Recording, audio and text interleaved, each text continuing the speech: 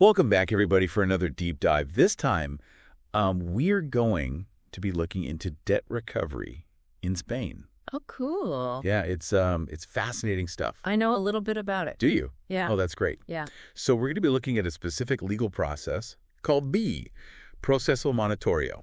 And we have some documents from a Spanish law firm, MCHM Abogados, which is literally the acronym MCHM, spelled out in Spanish. I thought that was kind of funny. That's great. Yeah. That's a good one. But what I thought was really interesting is that this process is surprisingly quick, and you don't even always need a lawyer to get started. Yeah, that's right.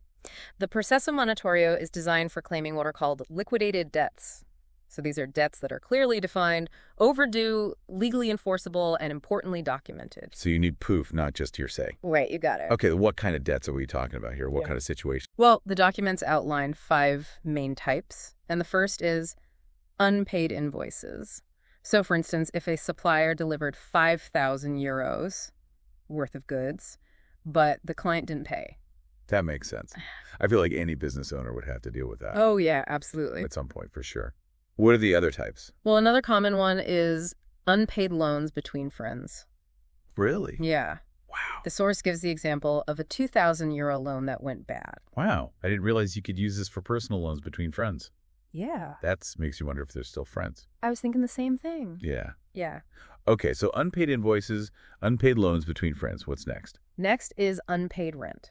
Okay. The source mentions a case where a tenant owed 1,800 euros. Right. Which is, not an insignificant amount. Yeah, that's like 3 months worth of rent right there. Exactly, something like that. Yeah. So landlords definitely need a tool like this for sure. For sure. What else is on the list? We also have commercial debts. So think of a situation like a cleaning service that wasn't paid for their work. The source mentions a bill of 1,200 euros. Yeah. It's important that everybody gets paid for their work no matter what the job is. Yeah. What's the last category? The final type is unpaid professional fees. Okay. They give an example of a lawyer owed 3,000 euros, which probably happens. Oh, I'm sure it does more than we know. Right. So they've got all their bases covered, it seems like, with these 5 types of debts. But you mentioned documentation being crucial earlier. What kind of proof do you actually need to use this Proceso Monitorio? Well, invoices are a common example, along with delivery notes and contracts. But even emails and telegrams can be accepted. Interesting. And they even say documents signed only by the person claiming the debt can be accepted. I know, right? It makes you wonder about the potential for abuse, though. It does. It certainly does. It's something to think about. Yeah, but let's delve into the advantages of the Proceso Monitorio. First, at least, according to the MCHM Abogados. What makes them so excited about this legal process? Well, they highlight 3 main benefits. Okay. Speed, simplicity, and effectiveness. Okay. So they claim it's much faster than a typical lawsuit, which can be a huge advantage for businesses or individuals needing to recover funds quickly. Yeah. Time is money, as they say. Exactly. What about simplicity? How easy is it to actually use this process? Well, the requirements to get started are pretty straightforward. Okay. It's designed to be accessible, and for claims under 2,000 euros, you don't even need a lawyer. Initially? Initially, that's right. Okay, so less bureaucratic hassle? Yeah, exactly. And finally, effectiveness. What makes them so confident in the success rate? They claim a high success rate, especially when the debt is well documented. And as a law firm specializing in this area, they probably have a good perspective on it. That's reassuring to hear. Yeah.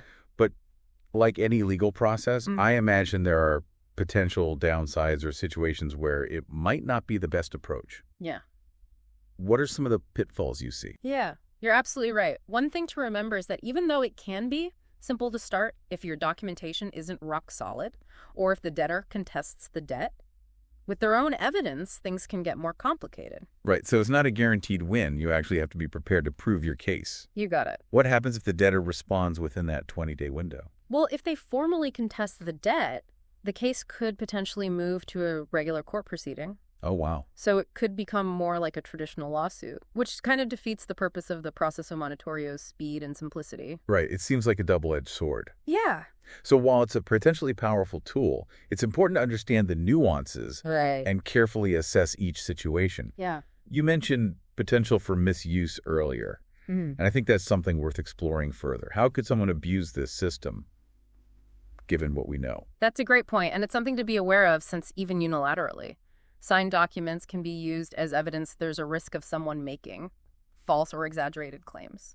Yeah, I can definitely see how that could happen. Yeah. What kind of safeguards are in place to prevent that kind of abuse? Well, the Spanish legal system does have safeguards, but like any system, it's not foolproof, for example. Judges have the discretion to reject claims that lack proper justification or appear to be abusive. Okay, that's good to know. It sounds like a balancing act between accessibility and accountability. You got it. Ideally, you want a system that's easy to use for legitimate claims, but also protects people from being taken advantage of. Exactly. This tension isn't unique to Spain. Legal systems around the world grapple with this challenge. Striking that balance is crucial for maintaining fairness and trust in the legal process. So for our listeners who might be thinking, this is all interesting, but I'm not in Spain. So how does this relate to me? What are some broader takeaways they can glean from this deep dive? That's a great question. I think one key takeaway is that legal systems are constantly adapting to societal changes and needs. The proceso monitorio is a relatively recent addition to Spanish law introduced in 2000 to streamline debt recovery and make the system more accessible. So it's a relatively modern development in Spanish law. Are there similar trends in other countries? Absolutely. Many countries have implemented or are exploring similar mechanisms to expedite legal processes, especially for straightforward matters like debt collection. Okay. There's a growing recognition that lengthy and costly court proceedings aren't always the most practical or efficient way to resolve these types of disputes. So we're seeing this trend toward efficiency and accessibility play out in legal systems globally. Precisely. While the specific laws and procedures differ across countries, the underlying principles of fairness, efficiency, and striking a balance between the rights of creditors and debtors are remarkably similar. It's fascinating to see those common threads running through different legal systems. So even if our listeners never encounter the proceso monitorio directly, they're gaining insights into broader trends shaping the legal landscape worldwide. Exactly. And as we always emphasize here on the deep dive, it's about making connections and thinking critically about the world around us. What are your thoughts on this so far? What aspects of the proceso monitorio stand out to you? For me, what's really interesting is this idea of a legal process designed for speed and efficiency. Mm-hmm. We often think of legal proceedings as slow and cumbersome, but proceso monitorio challenges that perception. Yeah. I'm also struck by the potential for misuse. As you mentioned earlier, it highlights the importance of having safeguards in place to prevent abuse and ensure fairness. Those are excellent points. It's a delicate balance, and I'm sure our listeners have their own thoughts and reactions to this process while you're pondering that. Consider this. What are the long-term implications of this trend towards streamlining legal processes? Could it lead to a more just and equitable system, or might it create new challenges? That's a really thought-provoking question. It's something we'll have to grapple with. As these trends continue to evolve, and of course, if any of our listeners are facing a situation where the proceso monitorio might be relevant, it's essential to do thorough research and seek advice from a qualified legal professional. Absolutely. We can't emphasize that enough. This deep dive is for informational purposes only and shouldn't be taken as legal advice. Right. It's all about providing context and information to help our listeners understand this complex process, but ultimately, seeking professional guidance is crucial when dealing with real-life legal matters. Speaking of the law firm, MCHM Abogados. Yeah. They seem to understand the importance of clear communication. Remember how. Their materials explain the proceso monitorio in simple language. That's true. It's refreshing to see a law firm prioritize accessibility and make legal concepts easier to understand. It definitely builds trust and makes the process less intimidating, and having a lawyer who can explain things clearly and answer your questions honestly is so important.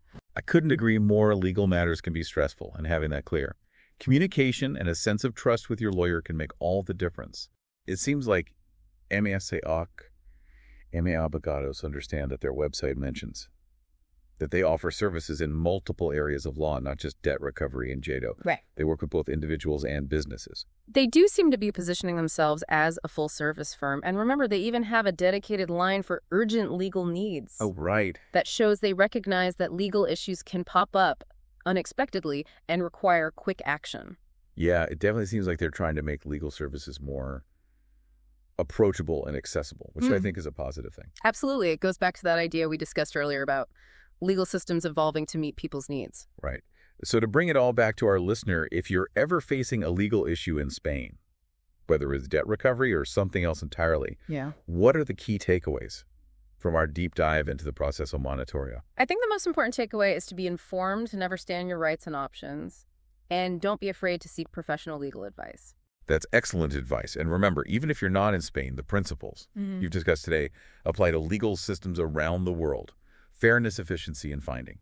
A balance between the rights of all parties involved are universal concerns. Well said. The proceso monitorio might be a Spanish legal process, but the questions it raises about access to justice efficiency and the potential for misuse are relevant far beyond Spain's borders. It's been a fascinating deep dive, and I think we've all learned a lot about the Spanish legal system and some of the broader trends shaping legal processes globally. I agree. It's a reminder that the law is constantly evolving and understanding. These changes can empower us to navigate the complexities of the legal world more effectively. On that note, I think it's time to wrap up our exploration of the proceso monitorio. Thank you for joining us on this journey, and as always, stay curious and keep exploring.